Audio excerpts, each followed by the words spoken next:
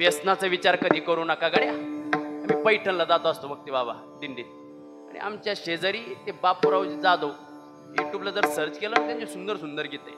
ते व्यसनावरचं फार गोड गीत गातात बरं. आई कमरदारे हे दारू पिऊन फिरशील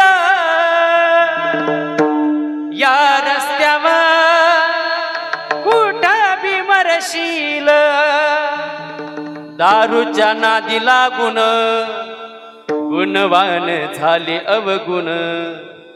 तिच्या नादान बाईल तू हरशील या रस्त्यावर कुठं बी मरशील.